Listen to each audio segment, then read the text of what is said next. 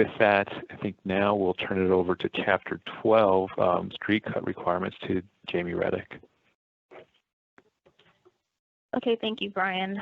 So again, as Brian mentioned, I'm going to talk about the changes that were done for Chapter 12, Street Cut Requirements. So there actually weren't very many changes to Chapter 12. There was only one comment form submitted for this chapter, and the changes that were suggested on that form were fairly simple. There were just some general updates to outdated information, some references were revised, and also some additional design requirements were added. So over the next few slides, I will highlight a few of those changes that we would like to point out. And again, in addition to these changes to Chapter 12, the chapter was also organized into sections and a table of contents was added. So in paragraph 12.2.01 design requirements, there are two new paragraphs. These paragraphs specify that one lane of traffic shall be open at all times with flagman and work zone signage at each end of the construction, and that drawing shall call for steel plates to be placed over open cuts whenever work isn't being performed so that traffic will have full use of the roadway. Another change we like to highlight is the revision of paragraph 12.2.01.e. This is also within the design requirements. This paragraph previously, as shown in the image at the top, this old paragraph, it included a list of plan review drawing requirements. Instead now, in the 2020 release of the IDM, you see the image on the bottom. This paragraph has been reduced, and we now just reference that plan review drawing requirements shall be per Chapter 3 of the IDM. Chapter 3 is the graphic requirements.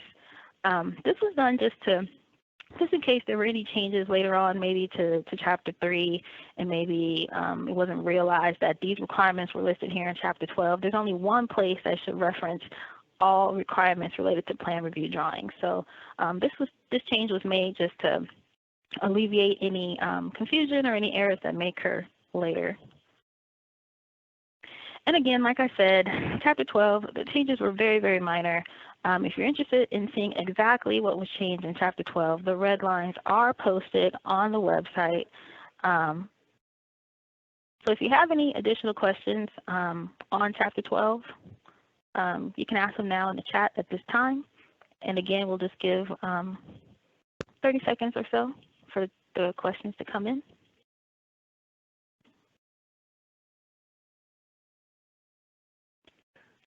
We're getting some questions, Jamie, but not, we have some extra time here, but not pertain to Chapter 12. I think we're doing a good job as far as moderating, addressing these questions. I don't see any to be addressed live currently, unless somebody on the phone does.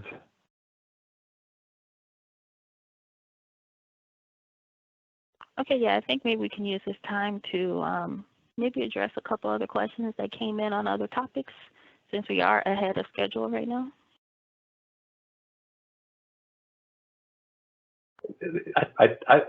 I'm good with that. There's the one that came in, another one with lane width, that I think is very relevant, and I wish we had hit on it.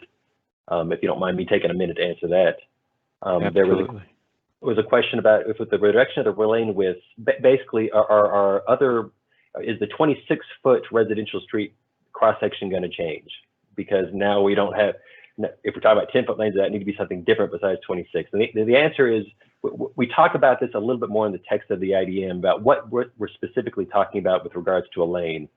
And we try to be as specific as possible. It's a little bit harder to define, but basically whenever we have a marked lane intended for just through moving traffic, it's got to be marked, and that's what we're referring to with these lane width standards.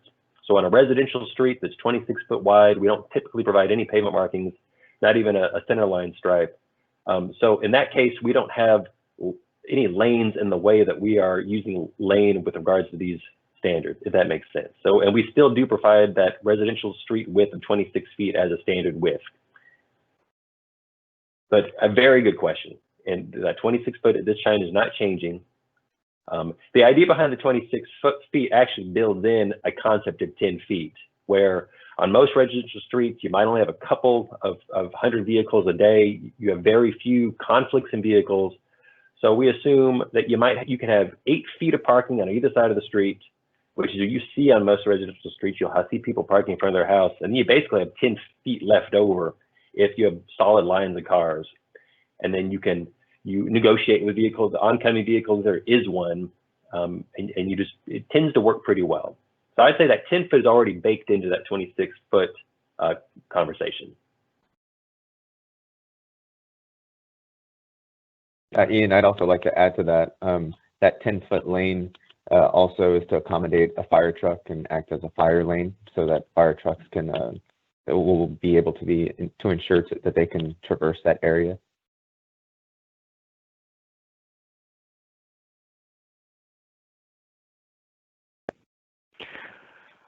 I think that with that, guys, I think that we have a couple of questions that are kind of bigger questions we'll try to answer with the FAQ. And we're a few minutes ahead, but I think moving on to Chapter 17, to kind of touch on that pedestrian realm, but I would, continue to emphasize to the audience, feel free to ask your questions. And then when we finish up with the Chapter 17 portion and get to the questions there, if there are additional questions on Chapter 10, 12, or 17, we can address them at that time. So Ian, if you want to take away Chapter 17. Absolutely. Sure, I got it all set up correctly. All right, Chapter 17 is a chapter I've been working on a lot for the last couple of years. Basically, with a little bit of help from our group, we wrote it about 2-3 years ago. I can't remember at this point, but this year we have just made minor modifications. As Brian previously said, it's out of cycle, so we didn't completely open it up. But with what I mentioned previously about trying to tie this together with Chapter 10, we did have to make some changes to it. And that's just what I'm trying to show here. Basically, we handled a lot of stuff in Chapter 10 previously. Even with our Chapter 17 that we had in place, we still had a lot of repetition. It was getting to the point where it just didn't make sense to have some of these things in two places. And also, a lot of our bikeway designs are exceeding what we talked about previously, that we have so many different kinds of bike facilities we're building now. It doesn't really make sense just to have it in one table with simple numbers. So basically, a lot of that Chapter 10 roadway geometric design table we have moved into Chapter 17. And so that's where you'll need to look for design of pedestrian realms, bicycles, bikeways, and transit facilities. And yeah, when we talk about pedestrian realm, there's a picture from before from my neighborhood. Basically, what we're talking about is the curb line to the right-of-way line. That varies dramatically throughout the city. And so one of the things that we really we had this idea of a pedestrian realm defined in the IDM previously, and there was a lot of confusion that I've encountered over the years about what that actually means. What is the pedestrian realm? And we did want to clarify that up. We took that language from Chapter 10, we brought it here, and we did try to clarify what we actually mean here, because pedestrian realm is a bit of a misnomer. I played around in my head with anything else we could call it to capture its actual function, but that's just the widely used term everywhere. And so just to keep things consistent, we're still calling it pedestrian realm. But I want people to think about this more broadly than just the pedestrian realm, because yeah, you have a sidewalk in the pedestrian realm. That's one of the core purposes for sure, for people to walk, for people in a wheelchair to use it, basically to get around if you're not driving. But you also have drainage, street lights and power poles and traffic signs. Just the list goes on and on and on. And this is what I just threw together at the last minute this morning. I'm sure any of us can think about more stuff that we try to put into what we call the pedestrian realm that are not pedestrian related. Traffic signs and traffic signal equipment are not pedestrian related. Big AT&T communications devices that are built in the pedestrian realm are not pedestrian related. This is basically we ask so much of this area.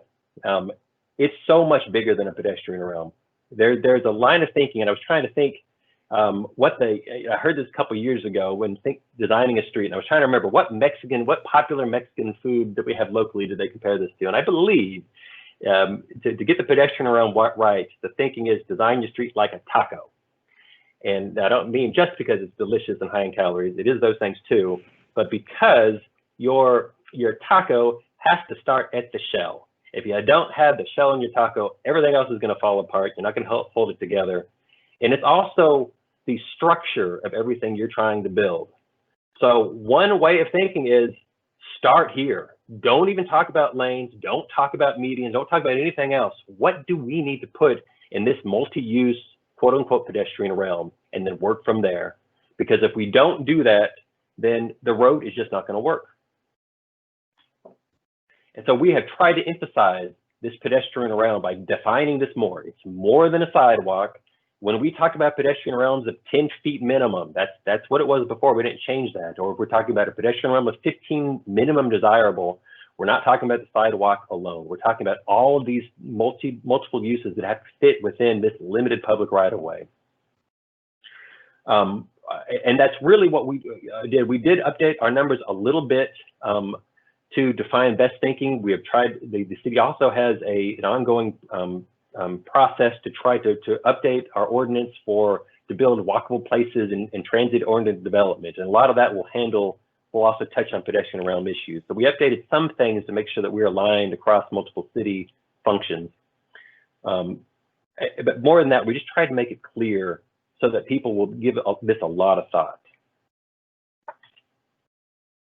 And so a couple of points here is that we do define a desirable minimum. We define an absolute minimum that 10 feet is small for pedestrian realm, where it's hard to fit your poles, fire hydrants, trash bins if you're on a residential street. But you can probably make it work with the minimum. Desirable minimum is much better for making sure you have the space to put everything, including your underground water lines and everything else you're trying to fit in. And all of these should be considered minimums. If you can go more than minimum, you will have multiple benefits for the street.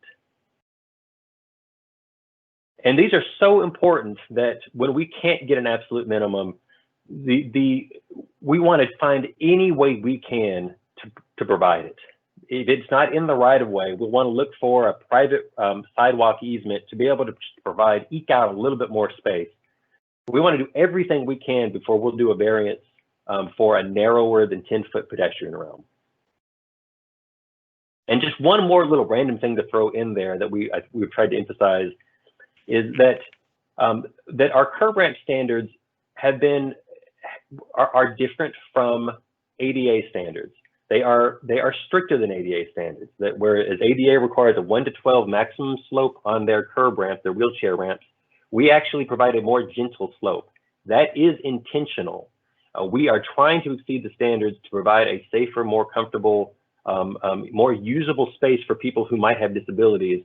And we wanted to beat the national standard. We wanted to lead the way. That's intentional, and 1 to 12 does not cut it in the city, and we're looking to 1 to 15.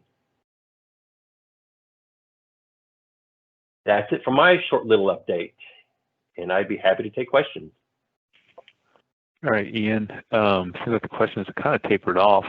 I think we'll just to touch on the 1 to 12, the 1 to 15, and I think Louise will touch on this later. That was a source of particularly for capital projects and traffic and intersections, a source of confusion. So you'll notice that one of the big adjustments is making sure that was clear what Ian just pointed out. But with that, we are 10 minutes ahead of schedule. We allowed for a break at this point, so I think we can take, go ahead and send in your questions, and we will address them as they come. But I think we'll take a 5 to 10 minute break, get back at 10:50. I'll jump back on and then introduce Anthony at that point, if that works, everybody.